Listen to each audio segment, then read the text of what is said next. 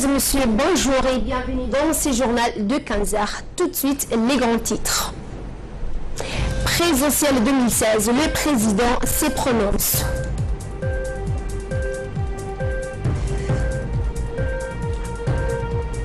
Djibouti, Chine-Afrique, de part du président pour l'Afrique du Sud, où se déroulent les sommets Chine-Afrique.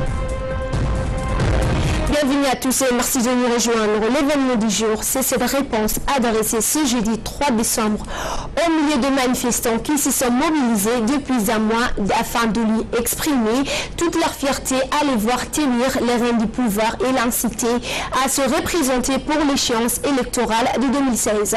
Le président sortant a indiqué sans embâche qu'il se plie à la volonté du peuple, d'autant que le pays traverse une période charnière cruciale pour son essor économique et son développement. En dépit des délégations d'opposants aigris sous influence extérieure, j'accepte pour servir de nouveau mon pays et mon peuple.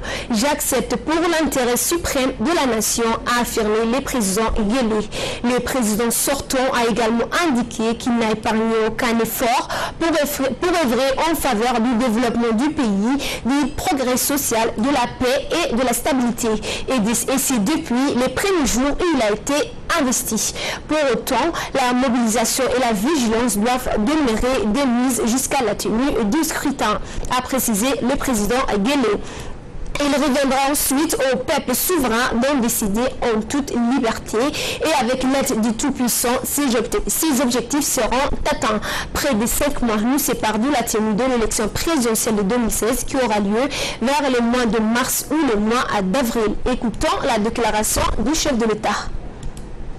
بسم الله الرحمن الرحيم الصلاة والسلام على رسول الله صلى الله عليه وسلم جيبوتي أيوتاو عنده كبدي لبوكسي السلام عليكم ورحمة الله وبركاته ولا ريال ددوينها دلكينا يرقي وين هون يرب السلام عليكم ورحمة الله وبركاته.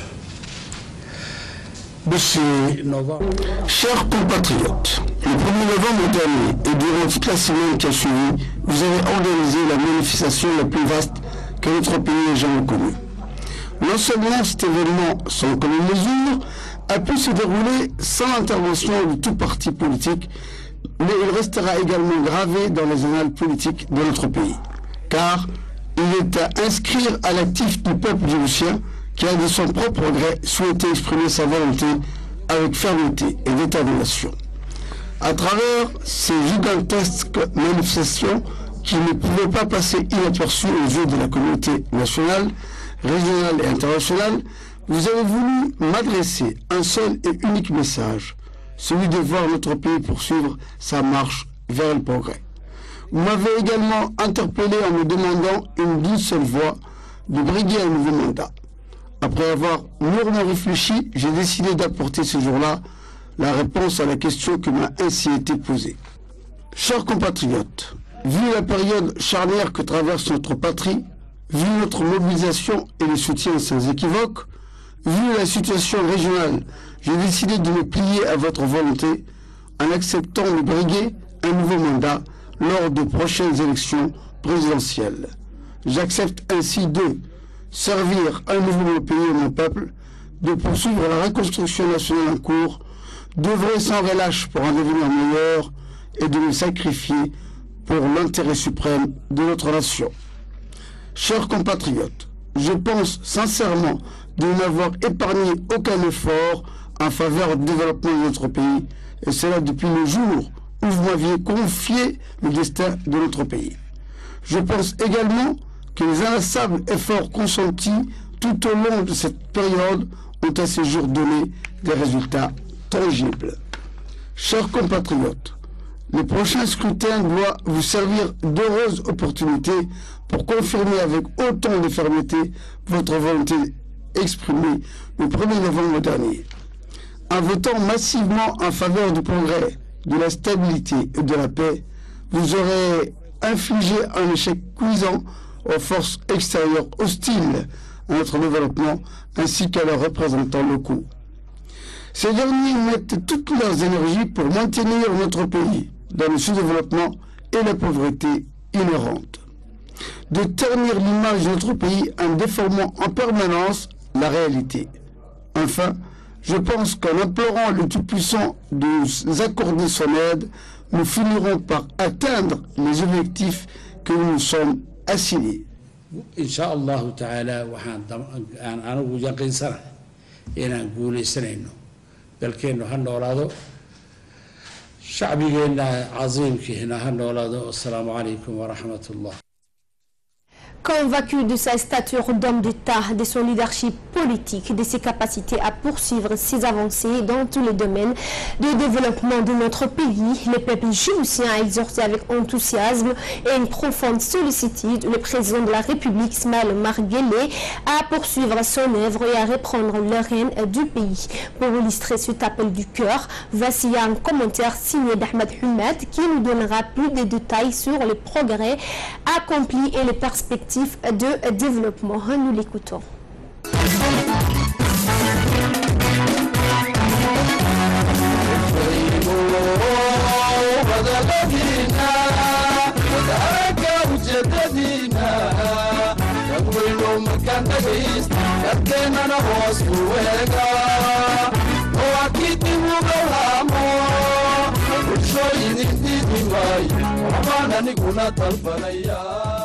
La réponse est finalement tombée, ravissant les cœurs de très nombreux Djiboutiens.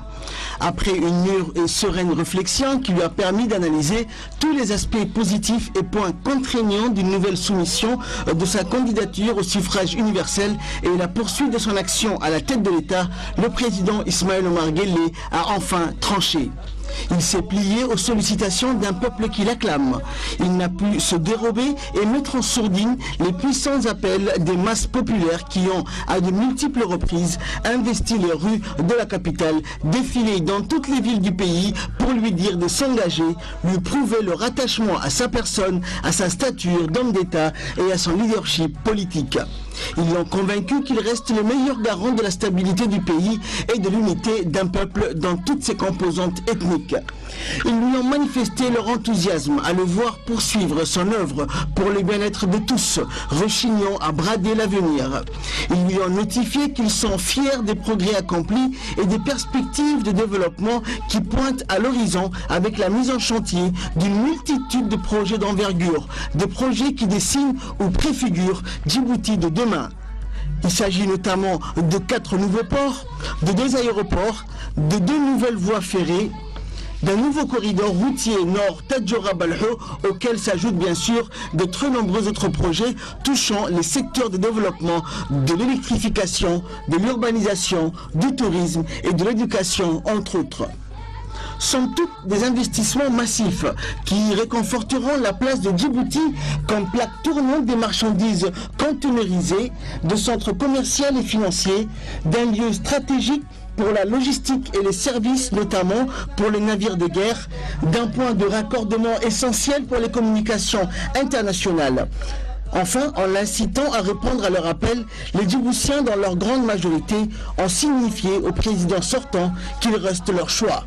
Un choix de raison. Il a dû acquiescer pour continuer à servir une nation en devenir.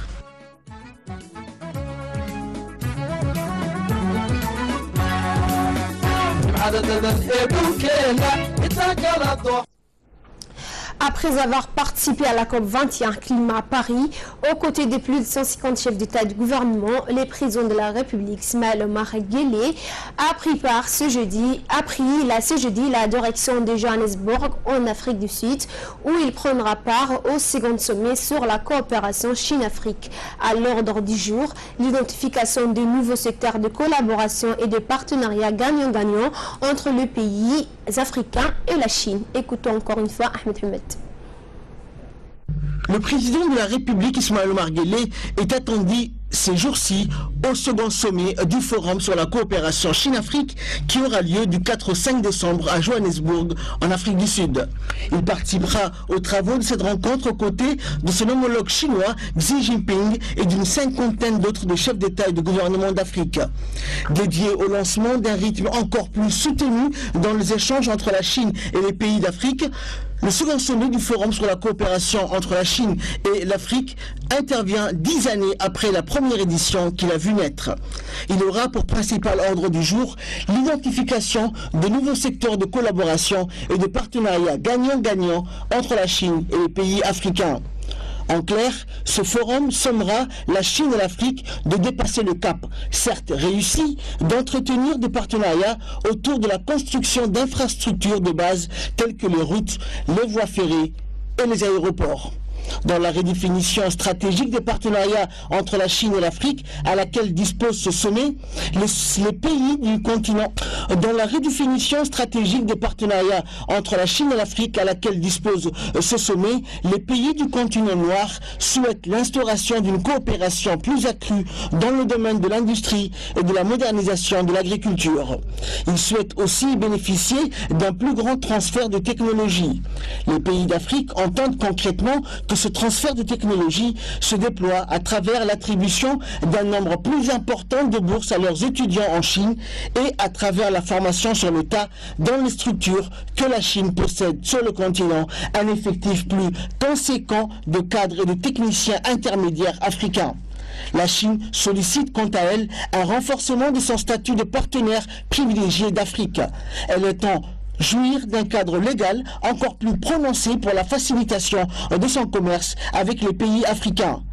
Pékin souhaite aussi l'émergence d'une plus grande solidarité sino-africaine dans les instances internationales, notamment au sein des pays signataires de la Convention des Nations Unies pour le changement climatique. La ville sud-africaine de Johannesburg, qui abrite les travaux de ce sommet, croule ces jours-ci sous le poids des préparatifs liés à l'accueil et à la sécurité des délégations présidentielles étrangères qui prendront part au second forum sur la coopération Chine-Afrique. Plusieurs structures administratives de la ville se sont vues transformées en stands de confection de badges pour participants au sommet Chine-Afrique. Les artères principales de la ville sont ornées à la faveur de l'événement de spots lumineux et de banderoles souhaitant tous la bienvenue aux illustres invités. Les routes sont nettoyées plusieurs fois par jour et un important personnel affecté à la propreté et à l'hygiène procède en permanence au ramassage de détritus sur la voie publique. La sécurité est renforcée aux abords des hôtels qui abriteront les délégations officielles étrangères participant au sommet Chine-Afrique. Poursuivant toujours les nouvelles du pays, sous la présence du député Charmaken Moussa Aré, la commission des finances, de l'économie générale et du plan s'est réunie ce jeudi 3 décembre 2015 dans la salle de commission du Parlement. Cette réunion était consacrée à l'examen des deux projets de loi suivants. Projet de loi numéro 115 de l'année 2015 portant appropriation des comptes financiers de l'électricité de Djibouti pour l'exercice 2011. Projet de loi numéro 116 de l'année 2015 portant appropriation des comptes financiers de l'électricité de Djibouti pour l'exercice 2012.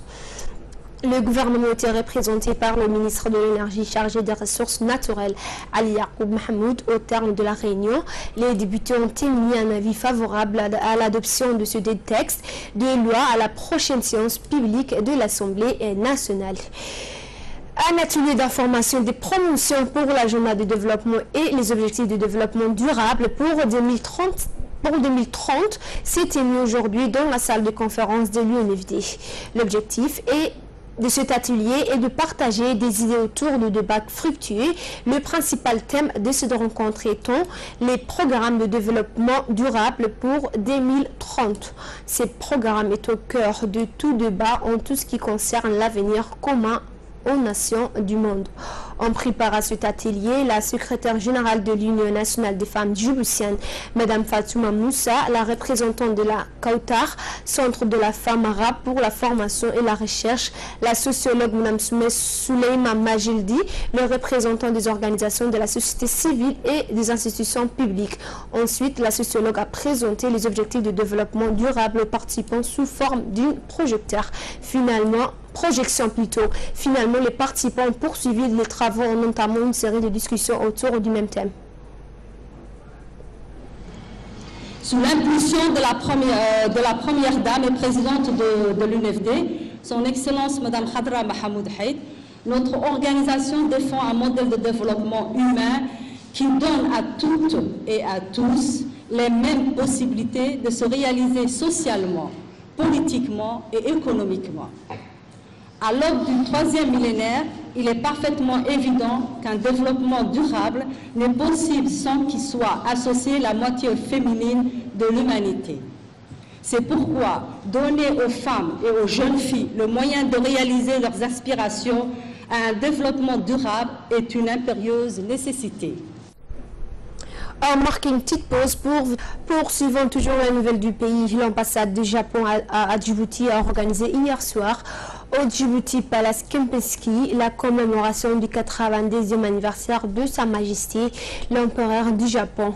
Cette soirée des commémorations s'est déroulée en présence de l'ambassadeur du Japon à Djibouti, Tatsuo Are, le directeur national de la sécurité publique, Hassan Saïd Kéré, le ministre délégué chargé de la coopération internationale, Ahmed Ali Silay, les commandants de la Marine nationale Abdurrahman Aden Cher, l'ambassadeur des États-Unis à Djibouti Tom Kelly, l'ambassadeur de l'Union européenne à Djibouti Joseph Silva, le président de l'Assemblée nationale Mohamed Ali Humet, les membres du Parlement ainsi que d'autres hauts responsables civils et militaires.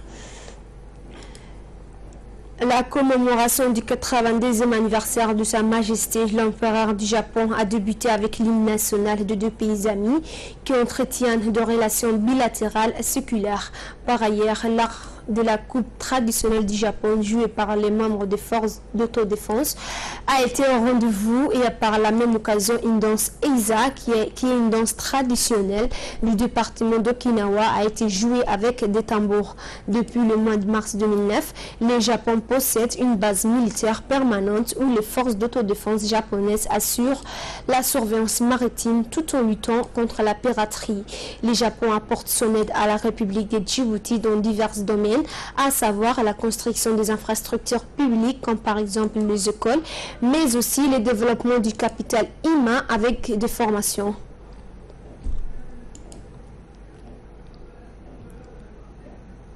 Ces 18 dernières années. Moi-même, en tant que nouvel ambassadeur, je suis arrivé cette année, début août. Vous savez, depuis 2009, le Japon s'est engagé à la lutte contre la piraterie avec la présence des forces d'autodéfense ici à Djibouti. Le Japon joue son rôle en but d'assurer la liberté et la sécurité de la navigation maritime et ainsi de maintenir la paix et la stabilité régionale. À cet égard, à mon nom et au nom du commandant-colonel Furucho, qui est à côté, je tiens à remercier les plus sincères aux autorités égyptiennes ainsi qu'aux forces étrangères stationnées à Djibouti pour votre précieuse collaboration. Cette année, nous avons constaté la multiplication des échanges bilatéraux entre nos deux pays. La coopération de développement est un autre pilier de nos relations bilatérales, portant sur trois axes: l'infrastructure socio-économique, le capital humain et la stabilité régionale.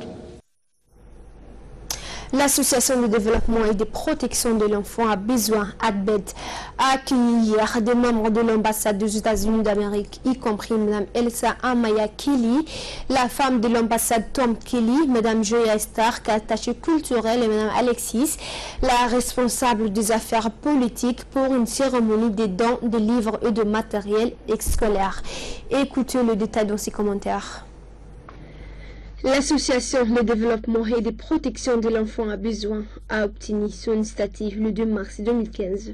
Elle accueille 65 enfants normaux recueillis de rue qui ont des besoins divers et variés afin de permettre à ce jeune à besoins spéciaux de travailler dans une ambiance de classe avec le minimum des contraintes.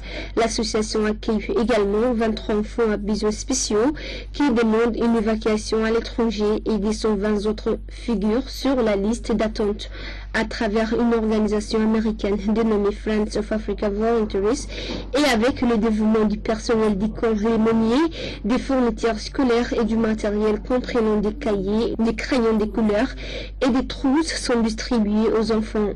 Les personnels du camp Lémonier et de l'ambassade des États-Unis d'Amérique à Djibouti ont salué les efforts de l'association de développement et de protection de l'enfant à besoin pour toutes ces actions en faveur de ce jeune ainsi que le courage de Mme Saada Moumine d'avoir lancé cette association pour venir en aide aux personnes vivant avec cette infirmité parmi lesquelles sont les plus vulnérables jeunes à Djibouti. Nous sommes honorés d'être parmi vous aujourd'hui pour remettre un don en faveur de ces enfants intelligents et motivés.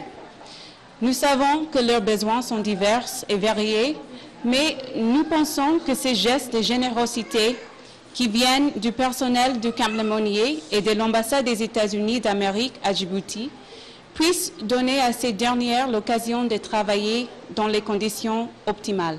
Nous avons octroyé des livres pour aider ces jeunes à exercer davantage leur talent dans le domaine de la lecture. Grâce à ces fournitures et livres et avec le soutien d'enseignants dévoués à leur côté, nous savons que ces jeunes gens seront mieux placés. Ils étaient équipés de missiles guidés par laser, censés faire toute la différence, selon le Premier ministre David Cameron. L'une des cibles pourrait être Raqqa, la capitale désignée de l'État islamique en Syrie. Des frappes autorisées à ce hier soir par la Chambre des communes. 397 députés se sont prononcés pour les frappes en Syrie contre 223, une majorité acquise après une dizaine d'heures de débat grâce notamment au ralliement d'une partie de l'opposition travailliste. Notre deuxième sujet, ça va être le sport. Nous allons parler de la nouvelle vague d'arrestations contre des responsables de la FIFA. La justice américaine ne lâche rien. De nouveaux responsables de la Fédération internationale de football ont été arrêtés ce matin à Zurich, en Suisse, selon le New York Times, qui a révélé l'affaire ce matin. Ces arrestations visent des responsables anciens, comme des nouveaux, d'Amérique du Sud et d'Amérique centrale. Le problème, les autorités suisses confirment 2 arrestations de responsables de la FIFA pour corruption. Aucune identité n'a pour le moment été communiquée. Une nouvelle vague d'arrestations intervient alors que la FIFA s'est réunie en comité exécutif hier. Le comité exécutif en cours est censé se pencher sur les réformes envisagées par la FIFA pour retrouver de la crédibilité. Ces nouvelles arrestations interviennent notamment au lendemain du 5e anniversaire de l'attribution du Mondial 2022 au Qatar. Cette nouvelle attribution au centre des enquêtes et cristallise les soupçons de corruption.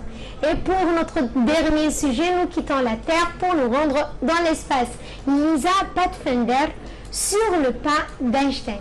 Le lancement réussi de la fusée Vega à son bord, la sonde européenne Lisa Pathfinder destinée à préparer la mise en place d'un futur observatoire spatial chargé de détecter les ondes gravitationnelles. La sonde va d'abord tourner 2 semaines autour de notre planète avant de s'élancer vers sa destination finale de 1,5 million de kilomètres de la Terre.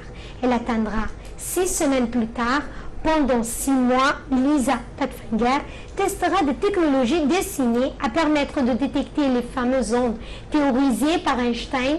Le physicien a établi que sous l'effet de la force gravitationnelle, la matière en mouvement courbe l'espace-temps. Elle déclenche cependant des ondes qui vont se déplacer dans l'espace. Espérons que ça réussisse. C'est toujours un test. Merci Ferdous pour tous ces détails. Merci à vous de nous avoir accueillis chez vous. Au revoir.